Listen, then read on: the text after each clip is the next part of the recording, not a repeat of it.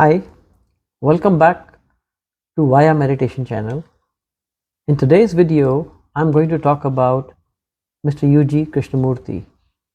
UG was a very unique mystic, and it's really difficult to speak on him because it is very difficult to put him in any category. He was considered to be a nihilist and a cynic by many, but I don't think so that was the case. He was just an explosive exponent of nothingness. He categorically denied anything that was thrown at him. And what he was just trying to do was trying to walk the talk of nothingness. I always looked at UG Krishnamurti as a Zen master with a hammer, and on the other spectrum, I also looked at him as a non-duality advocate. Of course, he would categorically deny this because he denied everything. But this is how I looked upon him. I'll give you one example of a Zen master before we come to UG Krishnamurti in detail. A Zen master was questioning his student, and student from a theoretical knowledge was answering that nothing exists. He asked a few questions in different ways, but the student kept to the same answer, nothing exists. So this Zen master took a stick and he hit him very hard. And the student got a little angry. And he asked him, "Why did you hit me?" And the Zen master asked him, "Why did you get angry? When nothing exists, where did the anger come from?" So the Zen master was trying to say, actually nothing exists, but you've got anger inside you. While sticking to the fact that there is nothing that exists, but if there is something existing inside you, then it is something that you have created. Now coming back to UG Krishnamurti, one or two things of UG Krishnamurti were very, very special. In my own understanding, I have not met him ever. I think he was very non-hypocrite in his teachings. Let me give you one or two examples to explain this point. First point was that he was an advocate of no method, that no method is needed. When nothing exists, why is a method needed? So he was an exponent of no method, and he never created an institute, he never created a foundation. So in that sense, if there is no method, no school is needed. And in that sense, he was walking the talk. He was not creating an institution. Similarly, UG Krishnamurti had the same critique of J. Krishnamurti. He said that if truth is a pathless land, if reality is a pathless land, then why do you really need a foundation?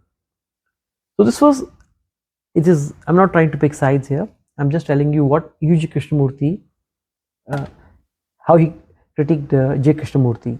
And he also said that if truth is a pathless land, then truth is a destination. So once you have a destination, then it does not matter whether you go by a path or you go by a pathless path. It is one and the same thing. As long as truth, reality, you have defined a destination, it does not matter which path you take. So these were the things that I thought UG was very non-hypocrite. He was quite direct. And he kept denying everything. Like he was in a nothingness mode without calling himself to be a Zen master or a non-dualist. He was just trying to walk the talk, trying to be very expressive in maintaining that stance. I remember there was a very beautiful conversation between Mahesh Bhatt, the Indian filmmaker, the famous Indian filmmaker, and UG. It's available on internet, where Mr. Bhatt is saying that there is frustration inside me, there is anger inside me, and UG is categorically denying, there's nothing. And he says, no, there is anger inside me.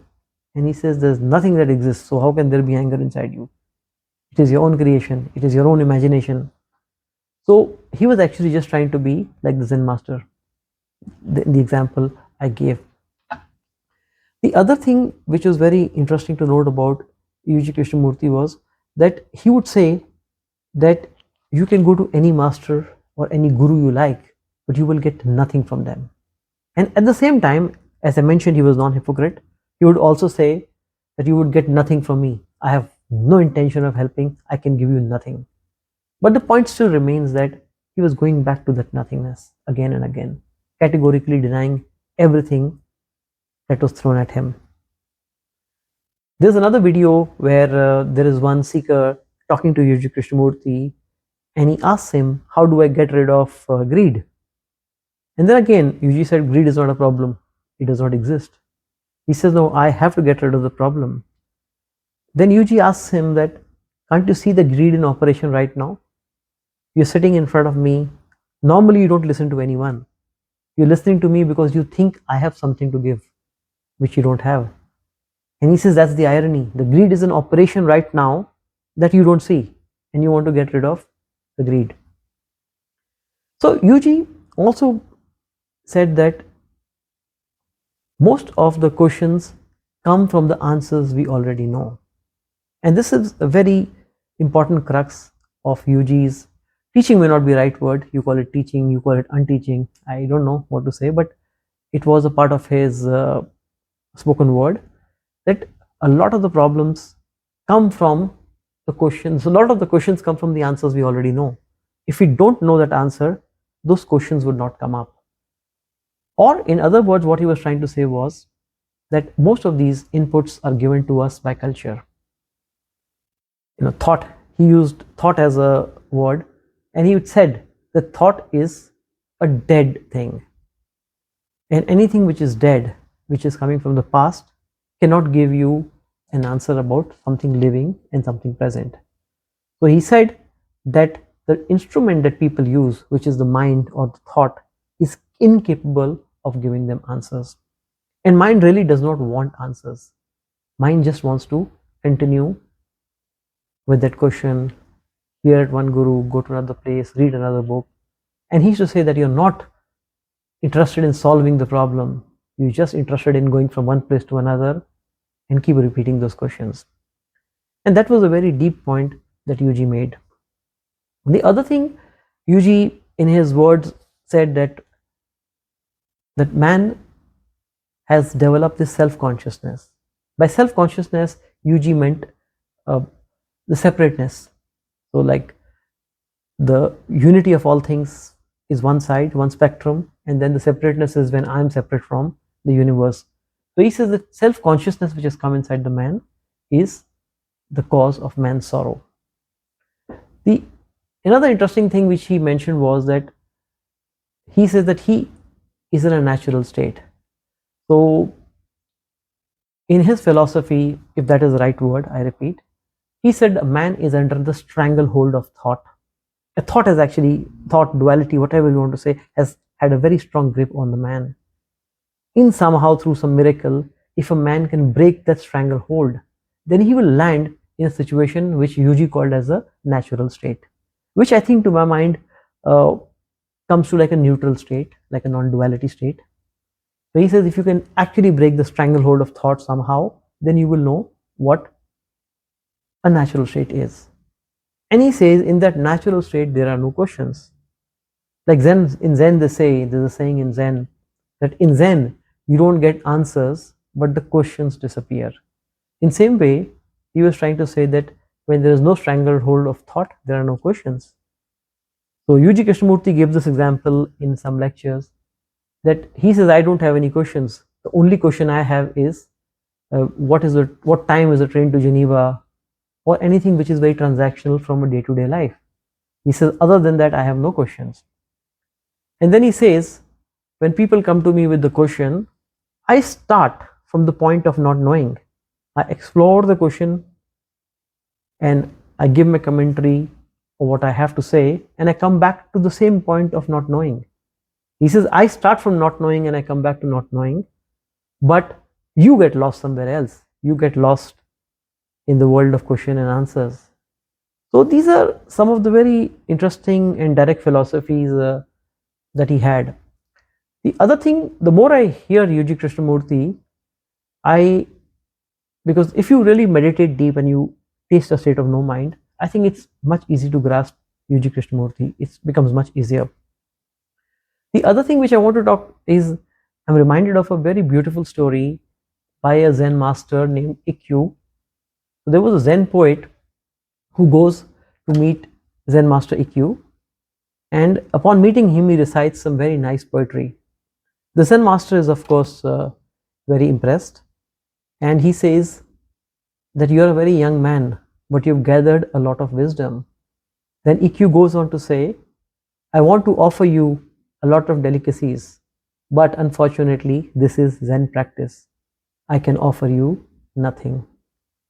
The poet was wise, and he replies, the being, he was referring to EQ, the being that is offering me nothing is the delicacy of delicacies. He was referring to the great void that EQ was in. Whenever I hear UG Krishnamurti's lectures, I always get this feeling that this man is actually offering nothing, which is the delicacy of delicacies. But of course, UG Krishnamurti had a very explosive style. He was fiery, he was energetic, and he categorically, as I said, denied all that was thrown at him. I remember in one of the videos, someone asked him that, why do you speak when there's nothing to be given? Why do you speak to people? So UG had a very interesting answer. He says that I was watching television before you guys came in. And if you come in, it's common decency and basic manners to have a conversation. He says you're free to leave, and if you go, I don't get affected. I'll start watching TV again. So I'm again going back to the point of non-hypocrisy. I think some of these things, when you hear, you could feel that he was actually walking the talk. Another point that UG made was that he came out of the stranglehold of thought. He says, and he does not know the method, which means what he was trying to say in his example he gives is that it's like I'm in a merry-go-round. I'm not able to jump because I'm scared. I have my fears. And then suddenly I was thrown off the merry-go-round. And I was thrown off and I landed myself in a situation where I was free from the stranglehold of thought and I was free in a natural state. I think that's probably the point of no return that he was talking about, which a lot of mystics would say is grace, that you go towards the 8th stage, as Patanjali says, which is a samadhi, but the moksha happens when it happens. So of course he called it calamity. His word was calamity, but that's another thing which I wanted to just briefly mention. So UG is like a dense forest.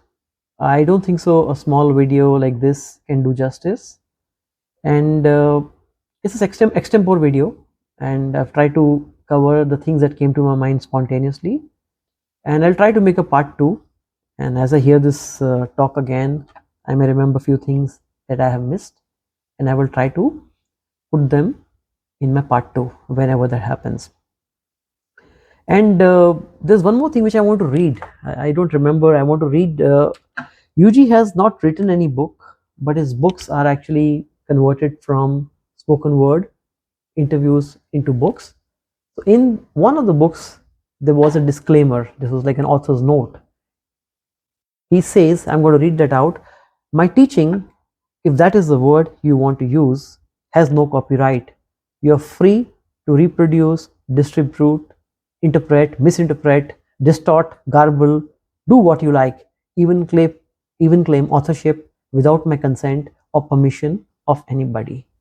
Now this again goes back to the point of non-hypocrisy.